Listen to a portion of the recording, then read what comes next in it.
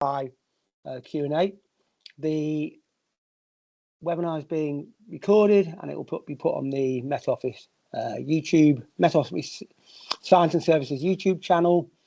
Everyone's going to be muted unless they ask to speak. And importantly, for any Q&As, any questions, please put that in the Q&A, not the chat. We reserve the chat for technical questions. So if you have any technical issues, technical difficulties, or want any further information on where this webinar is going, please let us know. But for any real technical stuff, don't ask me. So yeah, let's crack on. I'd like to introduce today Lisa, Constable, and Matthew Lawrence from Network Rail, the organisation that hopefully keeps the country ticking over, even when the weather gets a bit slightly adverse at both ends of the scale, cold, hot, wet or dry, or somewhere in the middle most of the time. So Lisa, Matthew, over to you. Hi, thanks very much, David. It's really great to be with you today. Matt and I are doing a double-hander, and we're here just to kind of give a broad overview of Network Rail's activities in relation to climate change adaptation and how we use climate change projections in order for us to build a resilient railway. So I'm head of climate change resilience and adaptation. I sit within our system operator, which is a national function that I'm responsible for setting the kind of national strategy in relation to climate change, which sits within our greener railway strategy, so our environment and sustainability strategy. And that's the overarching policy and strategy, and providing guidance, tools, data, information, and kind of coordinating collaboration between the 5 regions and the climate change leads within each of the 5 regions. And one of those leads is Matt, and I'll hand over to him to introduce himself and to do the first part of the presentation. Thank you. Thanks, Lisa. And yeah, good afternoon, everyone. I'm Matt Lawrence, Weather Resilience and Climate Change Adaptation Strategy Manager here at Network Rail, possibly one of the longest job titles that you'll see out there at the moment. But essentially what I do, as Lisa said, is take on that regional responsibility within Eastern Region particularly in developing our approach to adapting to climate change. So looking at how we embed adaptation and resilience to climate change into our asset management processes, making that part and parcel of our BAU activity and planning, and climate projections are a key component of that planning process, which we're going to talk through this afternoon in the presentation. So the first thing that it's important to do is to maybe set the scene when it comes to the railway, and the impacts of weather on the railway are various and innumerate. As often as we do in British culture, a lot of the conversation we have revolves around the weather. The railway is no different in that regard, because, as I say, there are various different types of weather impacts that we experience. Typically, when we talk about weather or climate change, we think about flooding. We think about, surface water flooding. We think about intense downpours and showers that cause issues, as well as, the flooding from river bodies, the rising of the ground water table leading to flooding issues as well. But there are also many parts of the railway within the UK that is coastal. So we also have to think about flooding sources from coastal and tidal surges, rising sea levels, and the impact that has on the railway. That's the wet side of it. There's also the drier side. And I think this year has been a keen example of the impacts of dry weather. We've had drought in various parts of the UK earlier this year. I think it was the sunniest and warmest spring that we've had on record, and particularly in Eastern Region, we've had various areas throughout the year that had drought declared, and some of the challenges that a drying ground has when it comes to the railway. We think about desiccation, the drying out of the substrate on which the track is built or housed, and instability that can cause. And then more recently, even just last weekend, with the arrival of our latest named storm and some of the impacts that we have from wind, thinking about trees being blown onto the tracks, thinking about our line side neighbours, their sheds, their trampolines making their way onto the railway. These are common impacts that we see on the railway. And ultimately what that means is that weather affects our performance.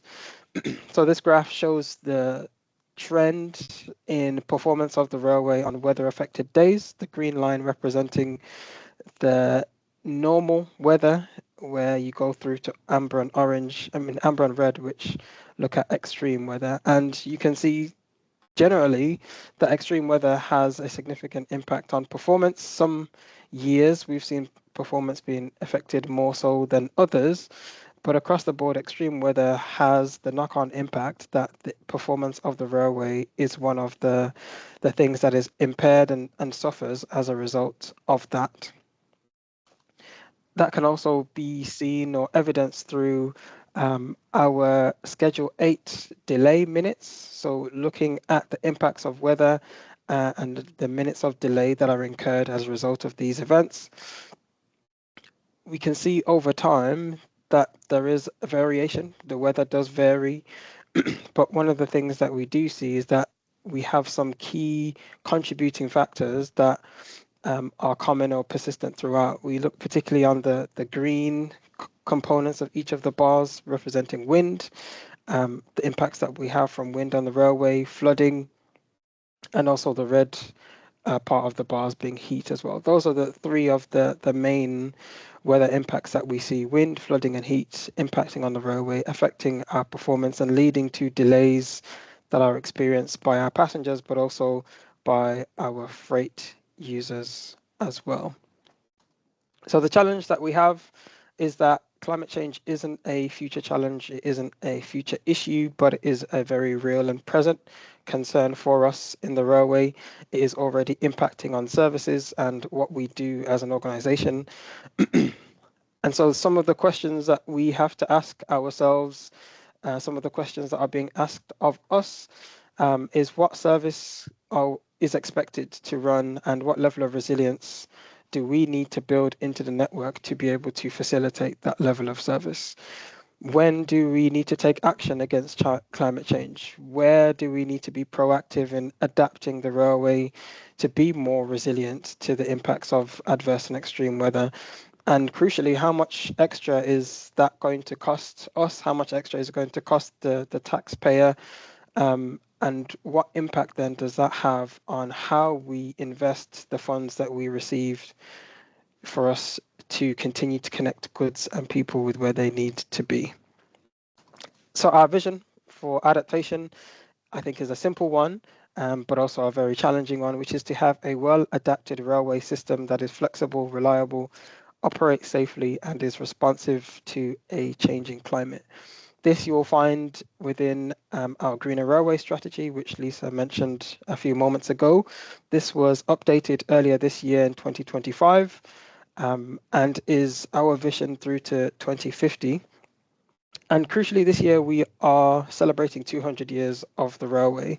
And I often say in my presentations and discussions around climate change, adaptation, and the railway that the next 50 years are probably going to be more challenging than the first 200. And if we are looking to have a railway that is fit for the future, then it means that we need to be thinking about and implementing adaptation now, rather than that being something that we kick down the road for future generations to deal with. And we need climate data to help us on this adaptation journey. So we need to be able to understand the exposure and vulnerability of our different assets, different types of assets, assets in different locations across various parts of the network. For example, track assets that we have up in Scotland experience very different weather and climate to those that we have in East Anglia, for example. And so it isn't a generic approach that we need to take or a one size fits all, but actually taking place-based understanding of the impacts of climate change into consideration when we are looking at adaptation. That allows us then to assess the risk to the assets, but also business processes, business performance.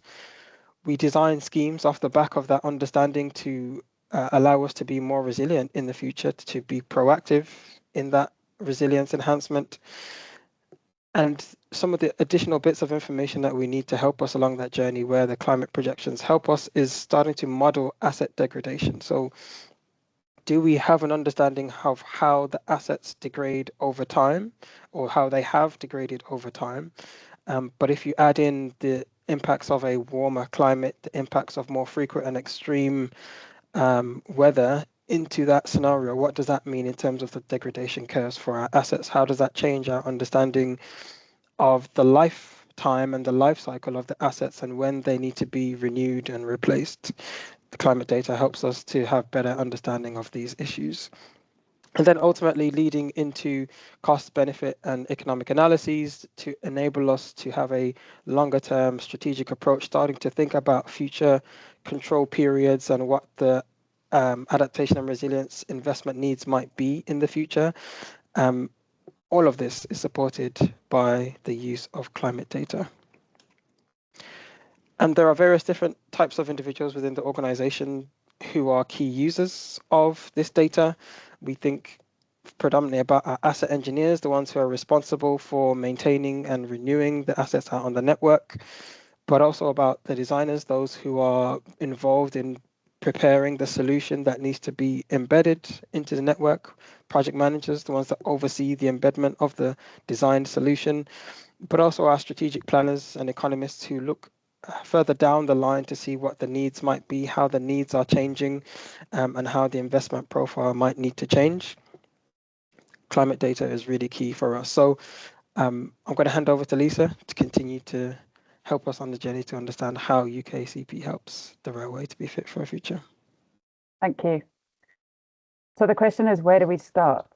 Now, our asset engineers, infrastructure designers, project managers, strategic planners, and economists are not scientists, and they don't really understand the concept of uncertainty. They don't understand, or sorry, they might understand it, but applying it to the day-to-day job is difficult in relation to the complexity of scientific data. And they just basically say, just tell me what number I need to design to. Just tell me the one number I need, and I'll go and do that. So that's kind of at odds with the whole concept of needing to understand uncertainty and looking at different future scenarios. So we have worked in around about 2018. We undertook a project to have a look at, okay, if we were to select one or two numbers, what should those numbers be? And, you know, kind of what is the justification for selecting those numbers? And we, can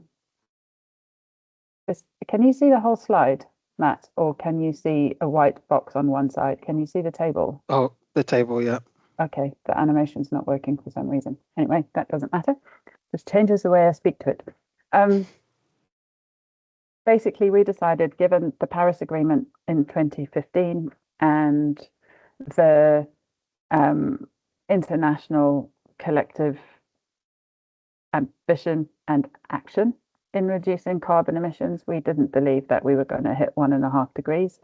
And so we thought that we ought to be designing to a higher emission scenario or a more immediate emission scenario, medium emission scenario, and decided to use RCP6 as our kind of primary scenario for risk assessment and for project design. So any work that we're doing on the railway is focusing on using RCP6, but that we use RCP 8.5 as a stress test. So, you know, having a look at what is the risk to this asset under RCP6, what is the risk under RCP 8.5, and what are our options for adaptation? And can we be designing a higher level of resilience for the same price as a lower level, in which case it's a no-brainer for us to be building in that higher level of resilience. It also allows us to look for those assets that are very long-lived. Earthworks, for example, you know, once you put it in there, it's been there for 200 years. It might still be there for another 200 years. You know, those assets that are there for a long time, what are the potential futures that it looks like? So Network Rail did this, and we've developed our guidance in line with this, but we worked with the wider rail industry, and the rail sector as a whole has agreed to this process. So we are all focusing our risk assessment and project design on RCP6 and using RCP 8.5 as a stress test. When doing TCFD analysis, so task force and climate related financial disclosure, when looking at the low scenario, we use RCP 2.6. The timeframes and the global warming levels might tweak slightly based on the new guidance from the Climate Change Committee that they sent to DEFRA a couple of weeks ago. But broadly, we're looking at using RCP6 to give us the numbers associated with 2 degrees by 2050. So we've set clearly what the plan is, which scenarios we want to be using. But then the question is, how do we turn this into one number that we give to our teams to start delivering on the railway? So we've produced a guidance note which extracts data from the Met Office UKCP 18 and in some cases UKCP 09, still where there is no 18 data. But we extract the data from the Met Office systems and we've put it in this guidance note that makes it easier for people to access if they don't know how to navigate the complexities of the data itself.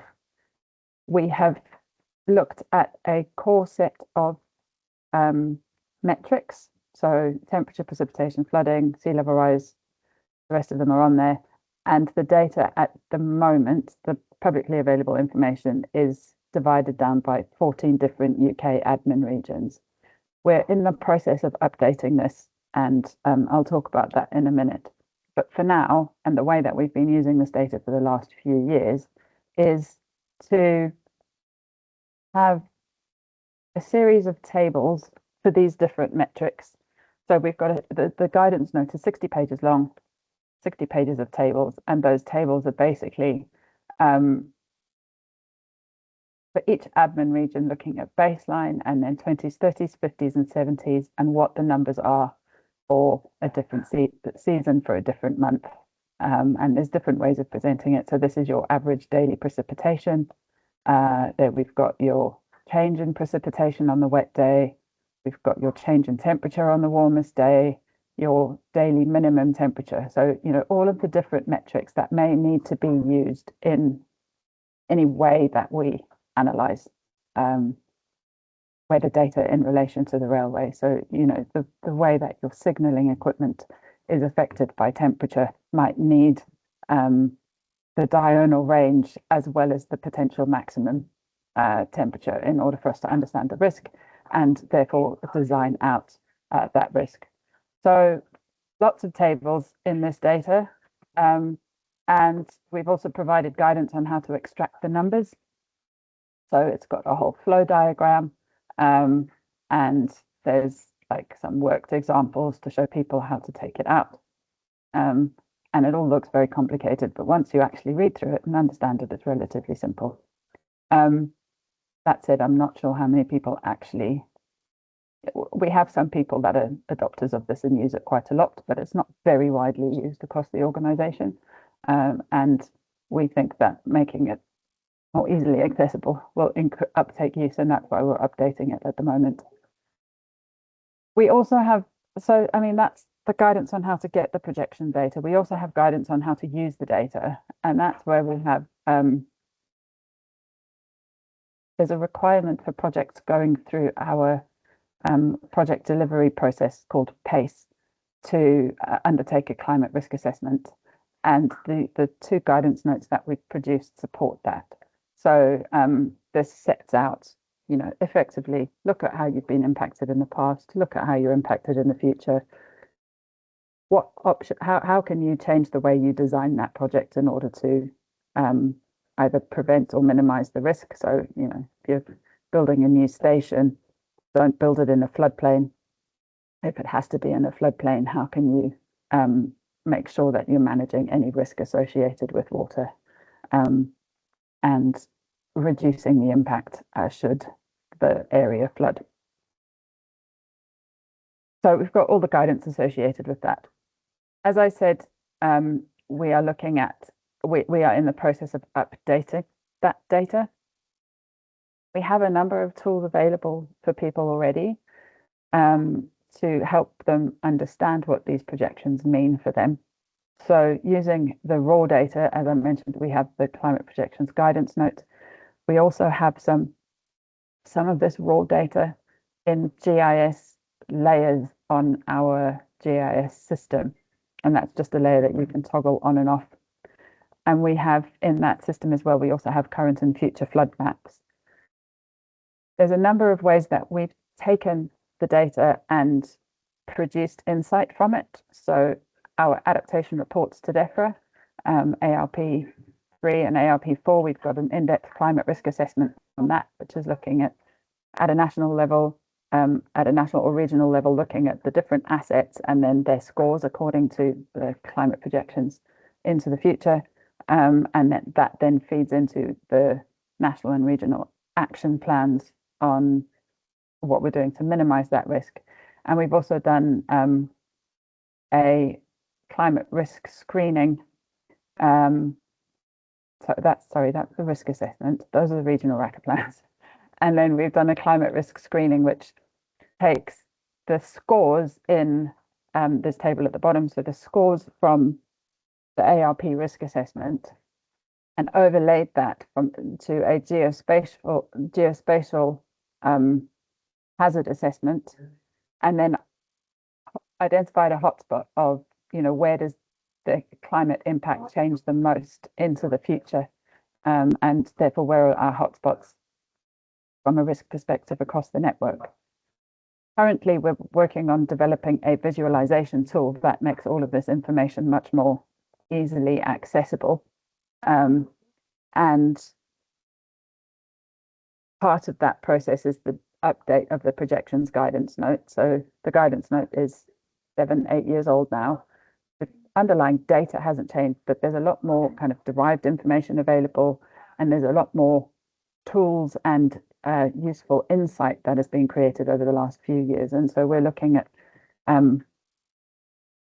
increasing the resolution of the data from from administrative regions down to kind of 12 and 5K grid squares where possible, so that it's much more localized and much more specific, and therefore much more useful for assessing the risk. The risk at the top of a hill is very different to the risk in a river valley, and so this will allow us to see that kind of difference, and put it in a Power BI tool, so that rather than filter through 60 pages of tables, you can put in what is the temperature in Newcastle in June in 2050, and it'll pop up with a number for you. So that's in development, and will hopefully be ready in a few months' time. We are also working on a weather observations tool. So we've had a pilot of this done in Scotland, and we're expanding it around the rest of the country. And this is taking weather observations and visualizing it in ways that tell us, what is the return period of events of a certain magnitude. And I'm just going to quickly show you some of the stuff that Scotland has been doing, because they've been producing useful tools that we're hoping to emulate at a national scale. So they've looked at doing a climate risk assessment in relation to identifying and providing data and information on the hazard that we are seeing from climate change, the vulnerability of the assets in terms of kind of asset condition, and how much that asset is impacted from climate change. So, earthworks are really vulnerable to rainfall. Signaling equipment is quite vulnerable to heat, for example. And then exposure, looking at where geographically is that asset located, and therefore are they more or less exposed to the particular risk. So using that and applying the kind of normal risk calculation methodology to that, we in Scotland, they have gone through a kind of detailed approach to doing a geographic risk assessment, and that is using the climate data to look at, so here, for example, looking at the frequency of hot days and how that will change across the network into the future, or looking at the frequency of very wet days and how that changes into the future, or this is how widespread might flooding become in the future. And what we see is, in some areas you may not see a big difference, but from now and into the future, there's in some areas there is quite a big change, and the risk that poses to the railways potentially significant and needs to be investigated. And that is the work that we are doing in our long-term strategic planning. So as you can see, this kind of the understanding of the raw climate projections and bringing that into derived projects so that we can visualize what that means to us is really important. In terms of what next, so we are developing long-term adaptation pathway strategies, and this is assessing risk across lines of routes and individual locations, and having climate projections and understanding trigger thresholds and tipping points is essential to properly understanding our options for managing assets in particular locations and across the network. We also have a kind of continuous iterative improvements on our climate risk assessments. So particularly every 5 years when we publish our ARP, we publish an update. So we've already started work on thinking about what do we need to do to improve the assessment for ARP 5, which will be, I'm assuming that comes out in about 4 years' time. We use climate projections to feed into our strategic business planning and investment planning, looking at asset degradation modeling and applying frequencies and thresholds to that to understand how our asset base might change as a result of changing weather and what that means in terms of managing the asset base as a whole and where do we need to be focusing investment. And so that helps us. We've started our next round of investment planning for the control period that starts in 2029. And climate change for the first time is fully integrated into the kind of pre-analysis that we're doing for that. And the adaptation pathways work is helping us identify those particular locations where we need to be doing location-specific intervention, in addition to just normal asset maintenance and renewal. We're also, as I mentioned, we're updating the guidance notes and we're providing more visually accessible data, and we're continuously looking at ways that we can improve that. So taking the work that was done in Scotland and broadening that out to the rest of the country, updating the guidance notes. I really would like a lot of this information to be available externally so that our contractors can use it in the work that we're doing. So I'm hoping that our guidance note is currently public, and I'm hoping that when we've updated it and have a Power BI tool, that will be able to be accessed externally. Just need to work out the technicalities of it. And then I think the biggest issue for us, and it has been for years, is we really need to improve information on frequencies and kind of return periods of climate events. How much more frequently are we going to be seeing days above 30 degrees? And the return period feeds into the economic analysis of quite a lot of our work. So we need to improve the information that we have in that area. And we're also just launching a project looking at kind of asset failure thresholds and asset sensitivities to different weather events. Because if we understand that helps us understand the vulnerability, and then you understand the frequency of the hazard occurring, and the extent to which the asset is exposed to that event. It gives you a much more kind of evidence-based information upon which to base our analysis, our risk assessment, and our interventions.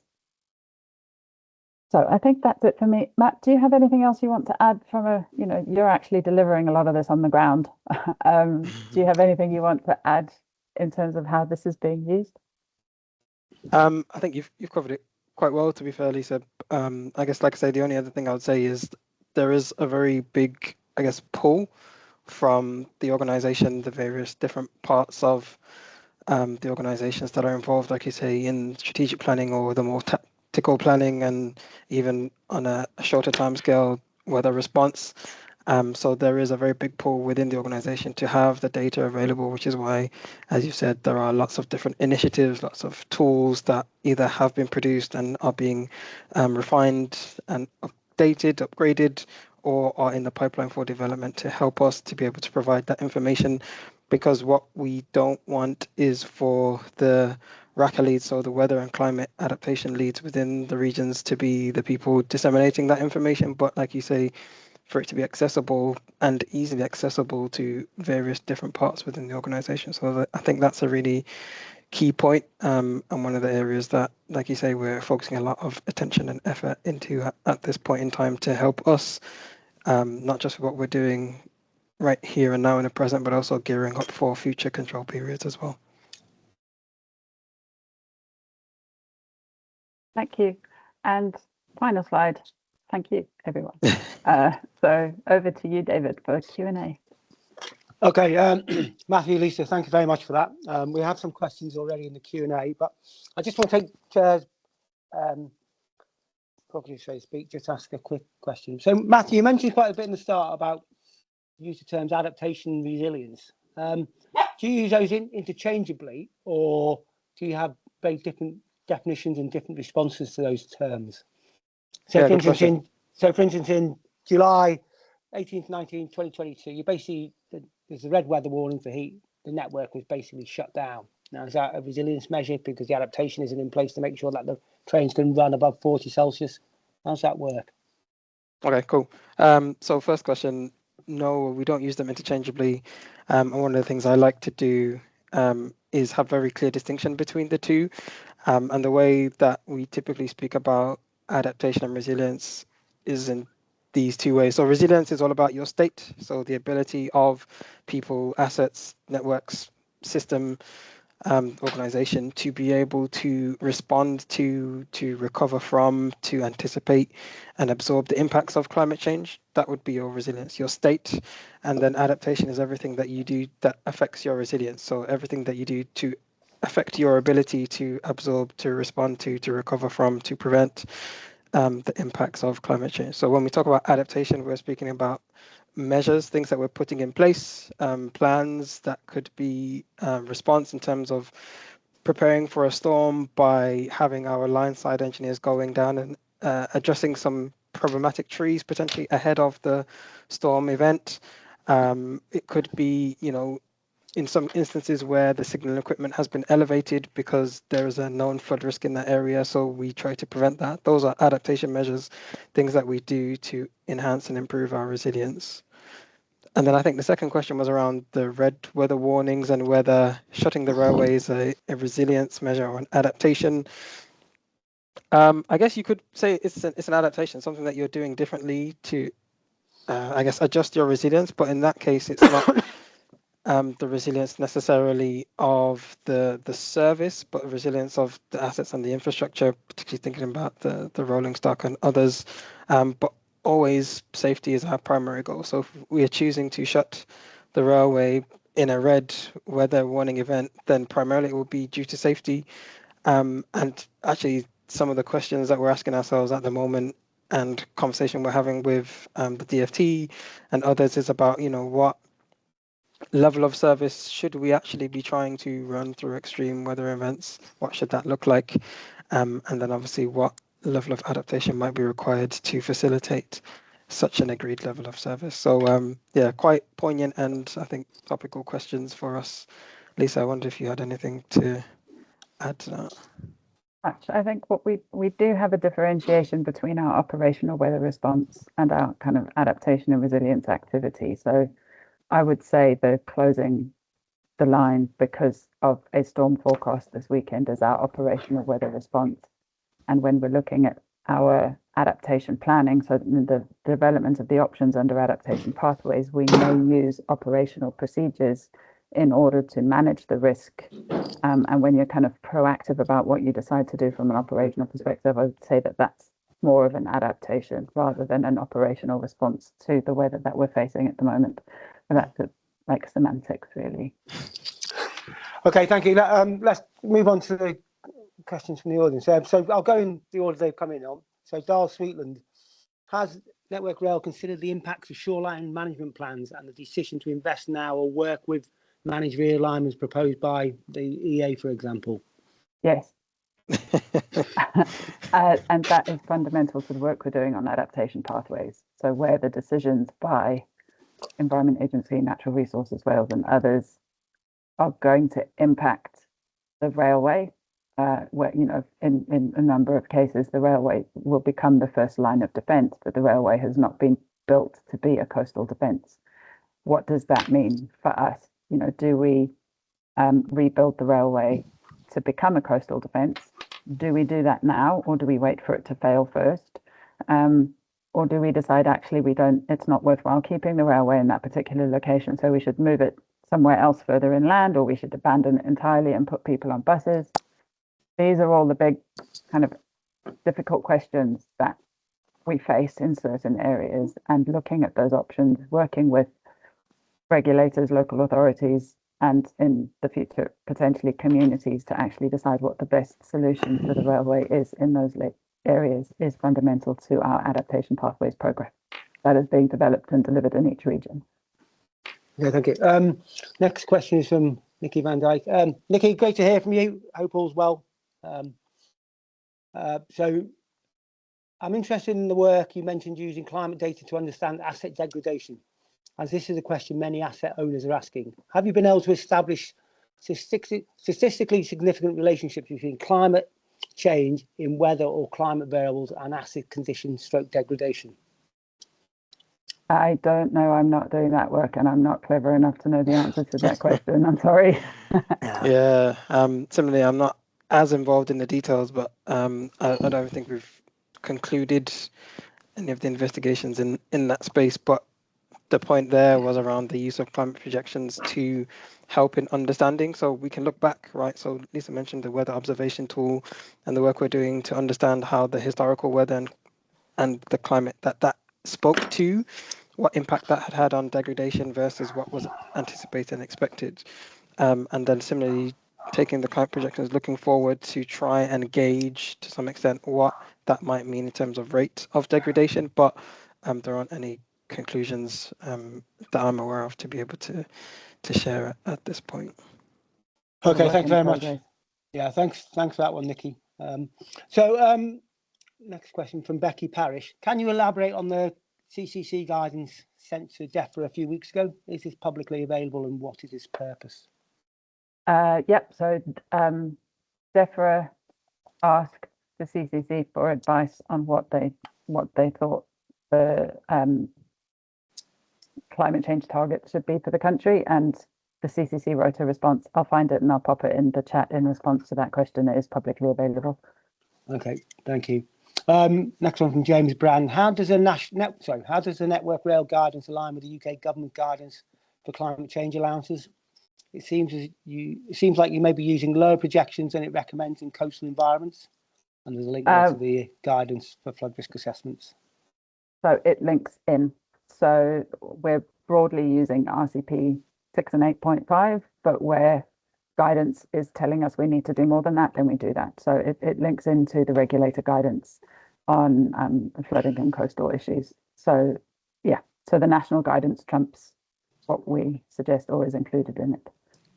Right, thank you. And then from Sophie Grant, there's a lot of impressive work on the way.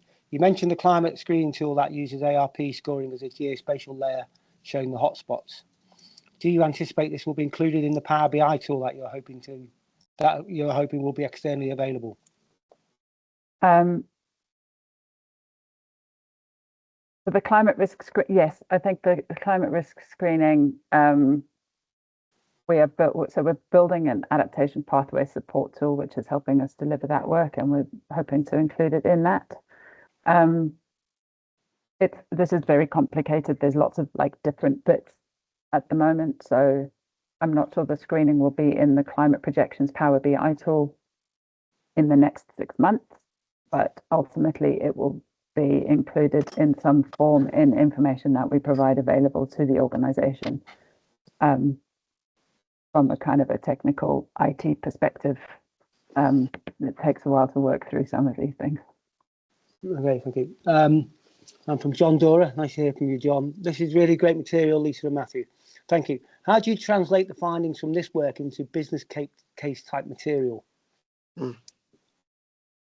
Yeah, well, so I'll go first. what Lisa mentioned, particularly around the adaptation pathways that we are in the process of developing at the moment, is the precursor for that. So we understand or get a better understanding of the locations across our part of the network within the different regions that pose us an issue. We do the investigation to understand what the feasible options might be to adapt that part of the railway to be more resilient, what level of resilience we think is achievable, but also what level of resilience we should be aiming for. These are all answers we are seeking to find through this adaptation pathways process. And then for those that are deemed to be feasible, both from a deliverability perspective that provide a significant enhancement in resilience, it is then translating that information and taking it forward into cost benefit analyses to be included as part of a business case for either a significant renewals project or potentially in some cases some enhancement projects. And I'm sure, Lisa, you can probably mention or reference the work that has been done in Southern up to this point, piloting this sort of approach and looking at development of a business case there for a very specific part of that line in the southern part of the UK. Yeah, absolutely. I think I'm trying to catch up on the questions, and he's asked a follow-up question, which is, what are our investment rules that help or hinder rational decisions? And through the adaptation pathways, you do the cost benefit analysis on the different options, and then how that feeds into the investment decision is we go, well, in this particular location, the shoreline management plan is suggesting that the cliff is going to be C. Therefore, we're not going to be able to maintain the line that runs underneath the cliff. What are our options? And you come up with your options, and you come up with, you present it to the funder and you say, right, okay, option 1, you have 80% resilience, 20% risk for X amount of money. Option 2, 50% resilience, 50% risk. Option 3, 20% resilience, 80% risk for a smaller amount of money. And then you give that very clear evidence and information, and you place that on the funders to make the decision about the level of resilience that they're willing to buy. But the point is that you can't come up with those options without a clear understanding of, what is that future climate going to look like, and how does that influence our decisions in relation to how we might manage our assets or the railway in that particular location. So, this is fundamental to influencing that. Okay, thank you. And there's a question here from Susanna Lincoln, and also one from Sally Brown, which are similar in a way. Mainly looking at links with other parts of infrastructure. In your risk assessment, do you include consideration of other critical infrastructure? For example, a project we did a while back for the nuclear industry about climate extremes flagged the importance of risk and damage to disruption, damage and disruption to rail links and from other nuclear plants. So what's the knock-on impacts, and how do you look at the resilience and adaptation measures taken on by other key stakeholders? So your trains are working, the train lines are not flooded, but the power system shut down because the power companies have forgot to build in resilience to their infrastructure, or the nuclear power station's been flooded or whatever. Yeah, so adaptation pathways is the answer to everything. But when you're doing these, it solves it. Yeah, I mean, the actual process of doing them is complicated, but that's where you bring in your external stakeholders into the room, and you have a discussion about a particular line of route. One about the nuclear power industry. The line along the Cumbrian coast is very impacted by weather, is going to be even more impacted by weather. There's not a huge amount of revenue coming from it because it's quite a rural line. And so it's difficult for us to demonstrate value for money for significant investment in building resilience in the network. However, if we decide to close the line, you can't get freight to and from nuclear and Ministry of Defence facilities. So it's really, really important from that perspective for us to maintain a level of service on that particular line. So working with external stakeholders in the understanding of the risk and vulnerability in particular areas and the priorities from a socioeconomic perspective is key. And we have started to do this, and we've started to have these conversations. And through the pathways process that we're doing, we've got a methodology and a process for incorporating considerations from these external stakeholders in the work that we do. Matt, I know you've only run one of your workshops so far, but you've got lots coming up. But do you have anything to add on that? Yeah, I think maybe just to add on to what you're saying there at the end, the level of resilience that we're trying to target, that doesn't just consider the railway in isolation, but as Lisa referenced, what other key national infrastructure relies on us or interfaces with us or is local or adjacent to us. These are all things that are considered as a part of the adaptation pathways development process. As Lisa said, it kind of is the answer to all of the questions, but the work that we're doing in developing those is very comprehensive, but also very collaborative. So we have key stakeholders, for example, the Environment Agency being very well embedded into these adaptation pathways conversations.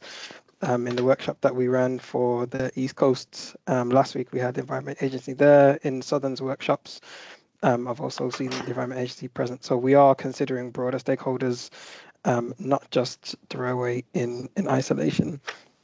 And also starting to, I think, develop relationships with others in other sectors, thinking about power as well, to again just understand the interdependencies, because that's something that we want to capture as part of this process. Understanding how reliant we are on other key sectors, but also the vice versa, the reflective case that how reliant they are on us, because we may not necessarily be aware of that in developing these plans or without going through this collaborative exercise. So yeah, it really is a collaborative approach that does seek to encompass and collate all of the key drivers that should determine the level of resilience we're aiming for, and then we strive to find affordable options that can achieve that where possible. Okay, thank you. Question from Emily Egan. Chicken and egg. Did Network Rail approach the Met Office asking about climate change data, or did the Met Office approach Network Rail with the UK climate projections? I think we know that the projections are there. We know that the projections are needed. We know where the data is available. So it's been working with the Met Office. We were on the user groups for the UKCP 18 update. As you say, yeah, both. Met Office have helped provide some bespoke data layers that we've needed, but a lot of the time we've taken data off of their website and built it into the tools that we use.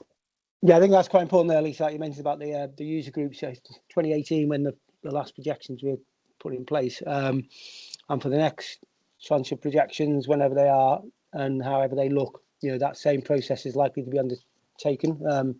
So I sit on one of those bodies that looks at this and how, what the users want from the UK climate projections, how much is science driven, how much is user driven, and making sure that is put in place. So for the next set of projections, I am expecting that the user groups and that wider stakeholder consultation would be put in place, because the user community needs to be aware of the changes in the science, the increase in resolution, so the limitations as well that go with the projections. They can't provide everything to everyone.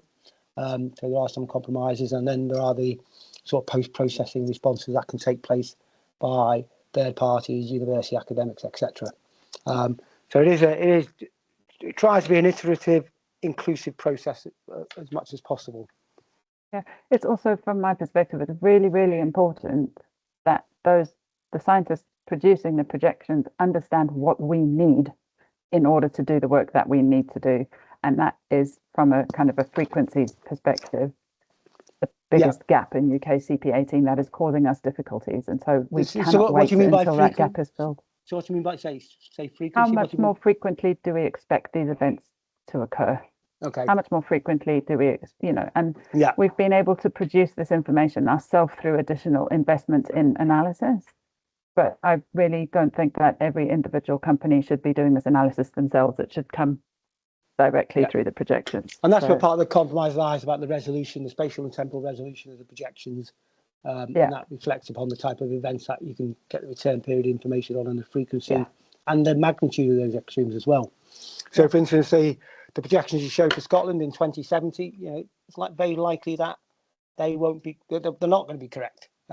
We know that the rate of climate change is increasing, and the modelling as the spatial resolution increases, not just to the regional models, but to the global models, will be able to capture and resolve those high frequency, highly spatially dependent events as well. Okay, just a couple more questions then. Simon Hawkins, where needed, how do you develop catchment level interventions at a scale for things such as flooding risk, nature-based solutions, eco-services? And are the regulators, or are your regulators, supportive? Yeah, similar. I'm going to take you back. Going to sound like a broken record. The adaptation pathway. So if we identify that there is a particular flooding risk in an area, we do also try and understand where the source of that flooding risk is. And typically where there are catchment solutions required, then we would seek to incorporate that into the adaptation pathway. Either some cases it might be the sole response, but it could also be in combination with other more conventional engineering responses. and we have some case studies or examples where other regions, or even within but Network Rail as a whole, where regions have undertaken similar sorts of approaches, have looked at natural flood management, for example, within the catchment or wider to the actual railway itself.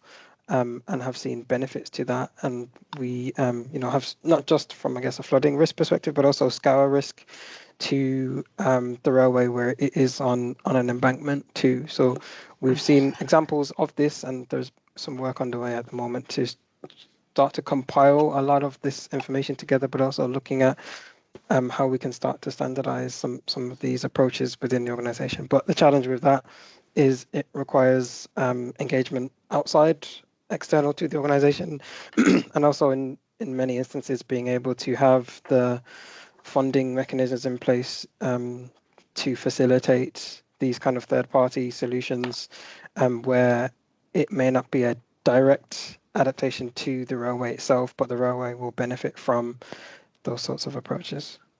Yeah, and I think we're trying to overcome some of those kind of funding issues and changing the way our internal systems work to make it easier. But the things that have been a success to date is where we have worked with Rivers Trusts or the Environment Agency. We try to be proactive in working with the Environment Agency and identifying areas where we can partner on projects. And we definitely see a benefit from us contributing to an external project. We get a higher level of resilience benefit for a smaller investment than if we tried to do it ourselves. So we've done a number of these. We've got a number of them in the pipeline. We're trying to work out how we can be more agile in being able to fund some of these things, because that is probably our biggest challenge. But there's definitely a push to be doing a lot more of this catchment-based, nature-based solution work in the future. Okay, thank you. And the final question from Colin Home. Great presentation. You mentioned TCFD, which deal with physical and transition risk. How do you link this work to TCFD reporting? So our risk assessment is the underlying point where we identify what the physical risks are to the railway.